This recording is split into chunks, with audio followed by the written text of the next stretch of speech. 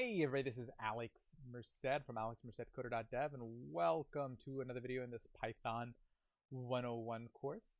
And basically what I want to do in this video is talk about loops, okay, and how you can do some basic loops in Python. Okay, so a cool thing you can do is okay, let's first talk about the problem. So the problem right now is if we want to use this myUtility program we created in the previous video, is that I have to run it each time I want to run it. So each time I did that, I have to run the script again, because once I got to the end, the script stopped. What if I wanted to create a script where I want to do multiple times? I may want to calculate my tip multiple times, calculate tax, and I just want to kind of not have to keep running the program again. This is where loops are useful. What loops do is they allow you to say, hey, this code, keep doing it till something is, as long as something is true. Okay? So essentially the way this would work is I would say while, and then in this case I want to run it forever. I want to run it forever until the user tells me to quit. Okay, so generally if I want to do that, I can just put in the word true, and this loop is going to run forever. So whatever code I put in this while loop is going to run forever and ever and ever and ever and never stop. Okay, unless I stop it somehow. Okay, but again, since this is a code block, so again there's that colon, I need to tell it, hey, which code belongs inside of that while, so I have to tab everything. So now everything that was tabbed is going to get tabbed again, and then I got to tab the stuff that's in there. So again, in Python, everything is based on tabs. So this, gotta keep track of that. Okay, so you see everything is now inside the while loop. You can tell by the way it lines up. Okay. So all this code is going to run over and over again. So then what happens if I want to quit?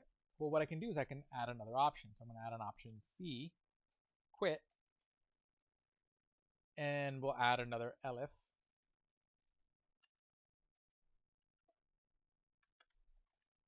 And this time if the option is C, we're just going to use a command called break.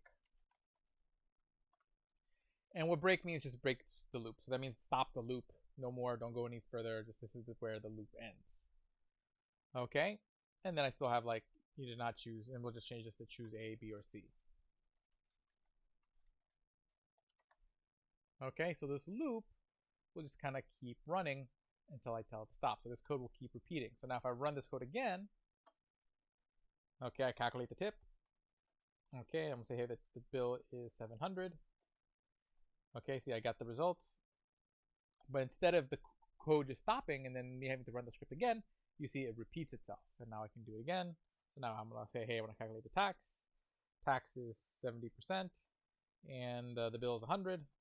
And see, my tax is 70. And then look, it does it again. And then if I do C, I want to quit, then I quit.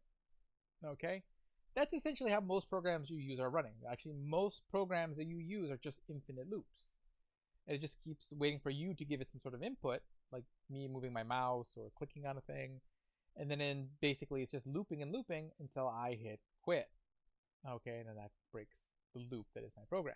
Okay, that's just fundamentally what most programs are under the hood. Okay, so essentially we just create the same thing. Now this is all fine and good, but loops can do more than just, run infinitely. Okay, what if I only want the code to run a few times? So loop.py. Okay, so one way you could do this is we usually will create a variable called a counter. Okay, we'll start the counter at 0. Okay, and we're gonna say while. Okay, so while counter is less than 5.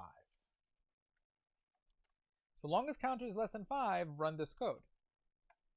Okay, and what we're going to do is we're going to print counter is, and we'll also print the counter. And then what we're going to do is we're going to take the counter and we're going to add 1 to it. So we're going to say counter. I could do plus, counter equals counter plus 1.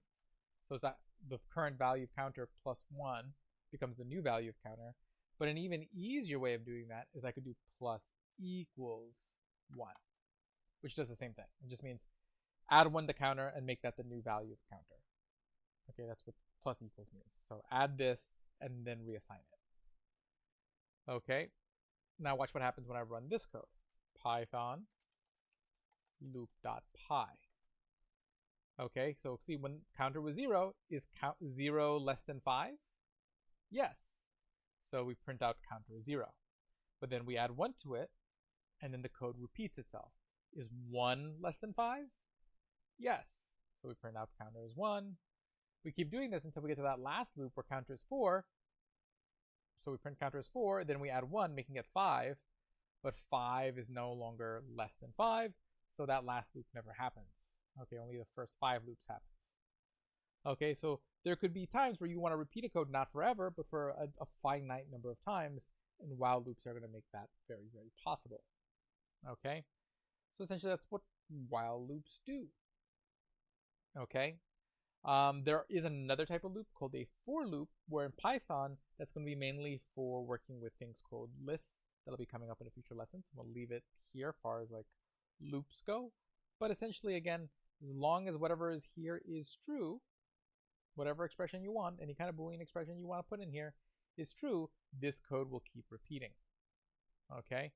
But be careful, you always want to make sure that this is not something that's always true, because then it will run forever. Okay, like true, like I did over here. True is always true, so that's going to run forever, but I created an escape hatch by creating an option that allows you to break the loop. Okay, so that's loop. So I have ifs to say, hey, this code happens if this is true, and then I have loops to say, keep repeating this code as long as if this is true. Okay, and that allows us to kind of create much more complicated kind of programs with a lot more winding paths that are more fun to use and useful. Than just running a bunch of things that happen in the same order every time. Okay, so hopefully you guys enjoyed that, and we'll talk more in the next one.